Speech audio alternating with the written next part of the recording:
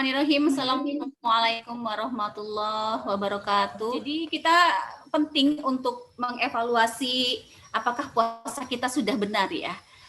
Dan untuk mengukur atau menganalisa apakah puasa kita sudah benar, apa sih indikatornya gitu ya.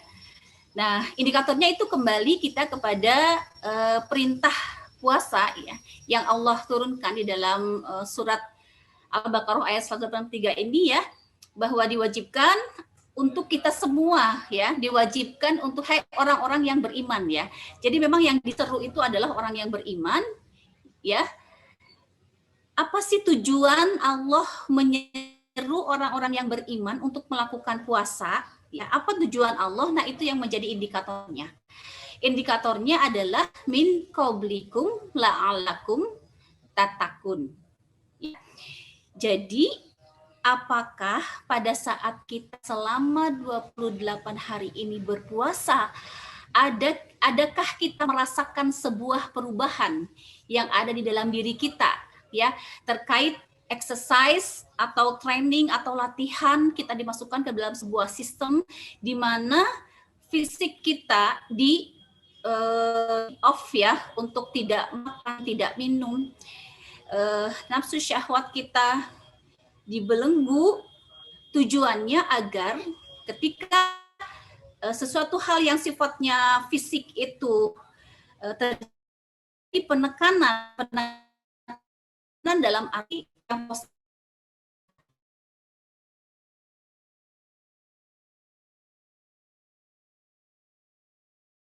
yang tidak kita tuh bisa teraktivasi, naik, dan itu yang akan mendominasi.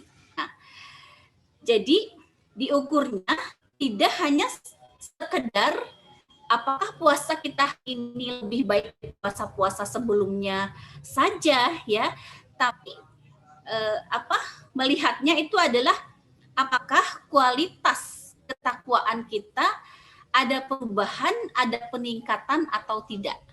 Nah, di situ kalau kita merasakan, karena itu saya jelaskan dulu ya tentang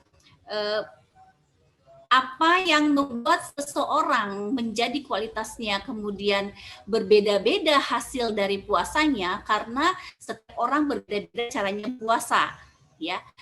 Ketika seseorang ya berpuasanya hanya menahan lapar, haus, dan syahwat saja, itu tidak akan sama dengan orang yang berpuasa dengan melibatkan seluruh anggota tubuhnya untuk bersama-sama berpuasa.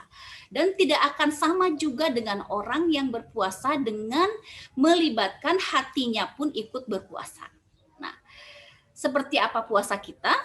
Karena puasa itu adalah hanya kita sendiri dan Allah yang tahu, maka yang paling bisa mengevaluasi adalah diri kita sendiri. Kita tidak bisa mengevaluasi puasanya orang lain ya. Karena kuat-kuatnya seseorang untuk menilai orang lain, dia tidak akan bisa merasakan perasaan terdalam dari seseorang, tidak akan bisa merasakan. Nah, mengapa tujuan dari puasa itu min qablikum la'allakum tattaqun ya? Karena sebenarnya solusi dari seluruh permasalahan hidup ya, di aspek apapun itu sebenarnya adalah ketakwaan ya. Wa may yattaqillaha yaj'alhu makhraja, bahwa jalan keluar dimudahkan oleh Allah, jalan keluar itu hanya untuk orang-orang yang bertakwa. Nah, maka kemudian ada paling tidak ada tiga indikator penting ya, ada tiga indikator penting yang mengantarkan kita kepada la'allakum tattaqun ya. Sebenarnya banyak indikatornya, tapi yang terpenting itu ada tiga. Yang pertama ya, ketika seseorang sudah habis berpuasa ya, maka dia itu akan lahir menjadi pribadi yang baru. Makanya kenapa disebut kembali kepada fitrah ya, lahir pribadi yang baru, yaitu pribadi yang memelihara dirinya dari sesuatu yang diharamkan oleh Allah. Karena selama kita puasa, kita sangat menjaga puasa kita dengan memelihara diri kita agar kita jauh-jauh dari segala perbuatan kemaksiatan yang tidak disukai oleh Allah, ya. Maka ketika selama 30 hari itu, ya, itu dikuatkan juga dengan sains bahwa ketika seseorang masuk ke dalam sistem, ya, lebih dari 30 hari, ya, 22 sampai 30 hari, ada yang bilang 40 hari, ya, 22 sampai 30 hari ke dalam sistem yang sama, maka akan terbentuk sebuah pola di dalam pikirannya.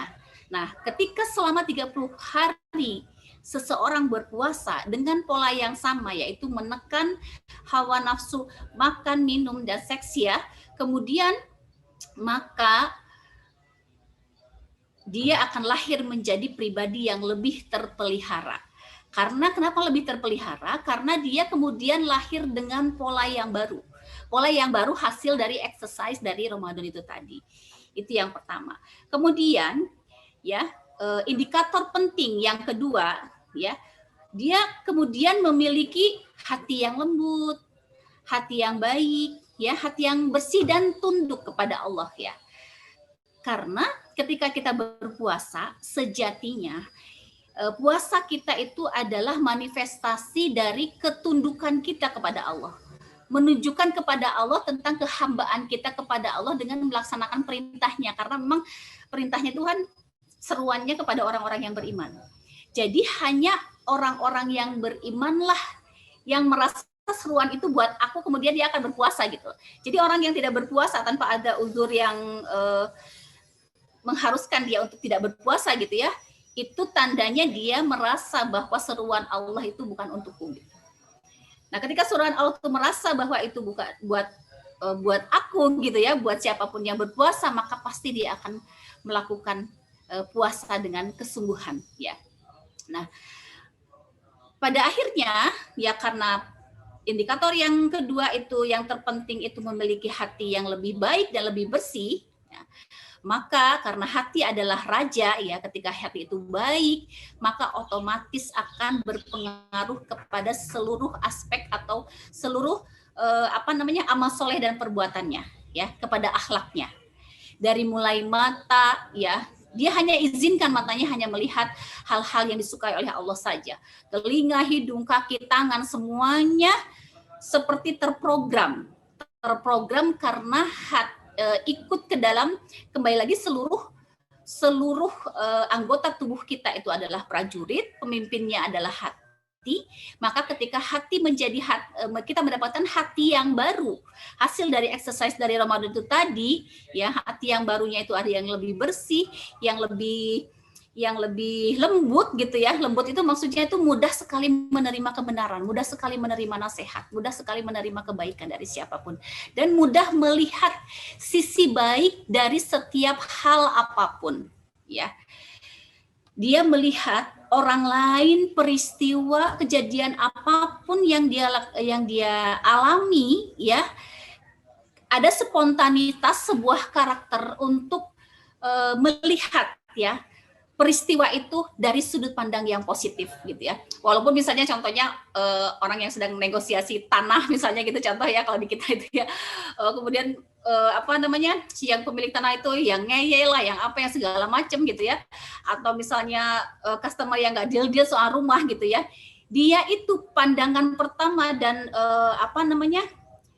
gerakan pertama yang dalam dirinya tuh karakternya adalah bukan tujuannya ke manusia dulu, tapi ke Allah dulu. Ya, seperti pernah saya sampaikan, ya, ya Allah, tanah ini semua juga milikmu, yang punya tanah itu juga hatinya dalam genggamanmu, aku juga ingin negosiasi tanah ini juga untuk kebaikan. Apa sih yang sulit buatmu? Semua juga pasti akan dimudahkan. Andaikan misalnya hari ini kita melakukan mendapatkan kesulitan, aku yakin besok pasti akan dimudahkan oleh Allah. Karena tidak ada yang sulit buat Allah. Misalnya kayak gitu. Jadinya senantiasa sebelum kita melakukan apapun, hati ini tersambung dulu kepada Allah. Hati tersambung kepada Allah, maka kita pun dalam melakukan aktivitas, negosiasi, marketing, segala macam tuh kita dalam keadaan hati yang tenang. Karena ala bidzikrillahi tatmainnul qulub. Ya, ketika hati kita dimudahkan untuk mengingat Allah dalam kondisi apapun, maka disitulah akan mendapatkan ketenangan. Maka ketika kita tenang, maka kita akan sangat mudah untuk bisa berpikir jernih. Maka setiap aktivitas apapun, kenapa pada akhirnya orang-orang yang tenang, dekat dengan Allah, selalu terkoneksi dengan Allah itu menjadi pribadi yang tenang dan merasa beruntung dan merasa selalu dimudahkan urusannya, karena ketenangan itulah yang menjadi obat dirinya gitu. Sebelum merangkai secara teknis gitu ya. Karena teknis itu kekuatan cuma 20%, tetap itu kita ekspektasi sekuat apapun, hasil akhir itu Allah yang menjadi penentunya gitu ya. Kita tuh kadang-kadang suka dibolak-balik gitu, suka salah gitu ya kadang-kadang. Udah tahu hasil akhir itu bukan kita penentunya, udah tahu Allah penentunya, tapi kita tuh sibuk dengan ekspektasi kita gitu. Kenapa ini begini, kenapa ini begitu? Wah ini harusnya begini, harusnya begitu gitu. Nah, kita sekedarnya dalam arti sekedarnya sekemampuan kita untuk membuat target segitu, kita maksimal mungkin untuk melakukan pencapaian itu, kemudian setelah itu lepas, karena itu semuanya adalah wilayahnya Allah.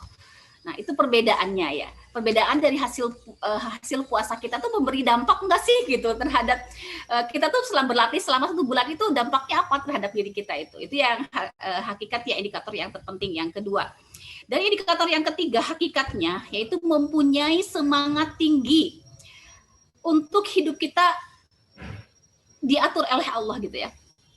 Jadi loyalitas kita diawali dengan monoloyalitas, yaitu loyalitas kita karena kita adalah seorang hamba ya, hamba Allah, maka monoloyalitas kita adalah pertama hanya kepada Allah saja.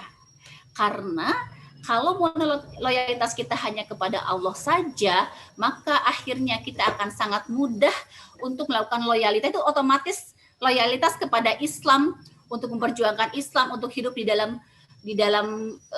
hidup yang lebih Islami, kemudian segala macam sesuai dengan aturan Islam, itu akan sangat mudah ketika monoloyalitas itu dibereskan dulu gitu.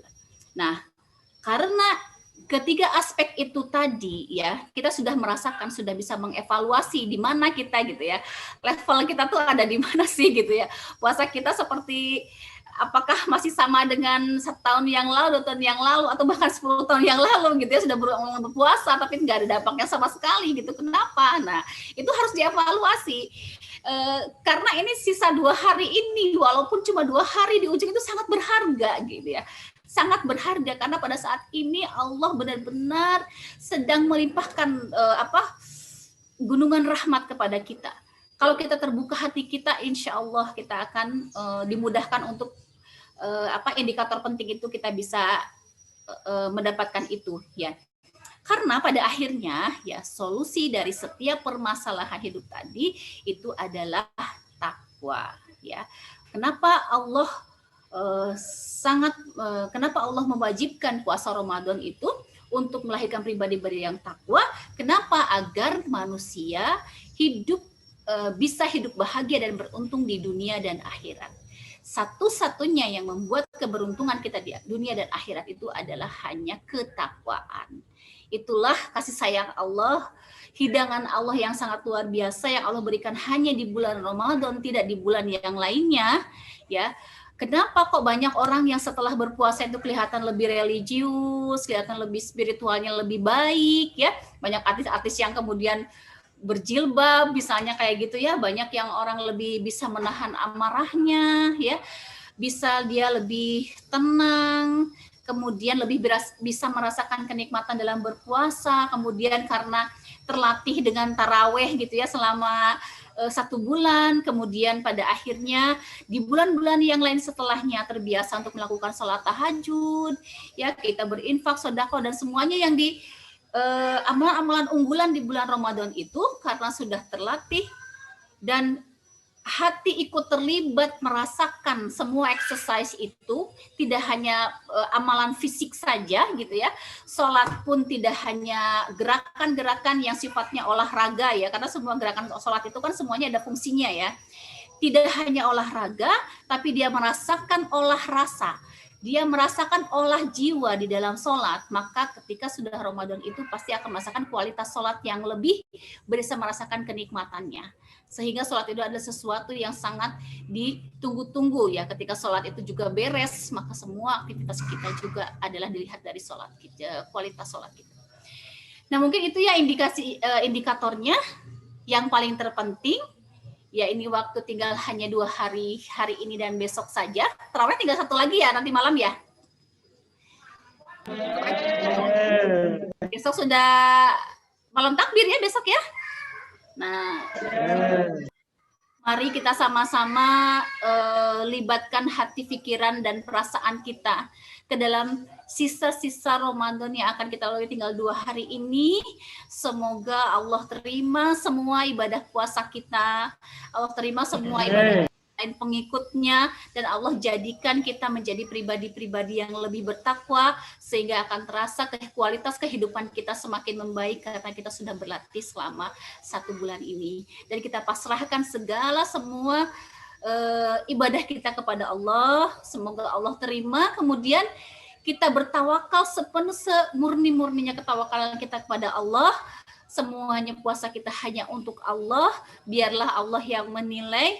Yang penting ketika kita bertawakal kepada Allah, insya Allah jalan kemudahan kita Allah ridho kepada kita itu pada saat kita sudah memasrahkan sepenuhnya totalitas hidup kita kepada Allah, maka Allah akan senantiasa membimbing kita, menjaga kita, melindungi kita, akan menuntun kita kemana yang arah yang bisa menyelamatkan hidup kita dunia dan akhirat.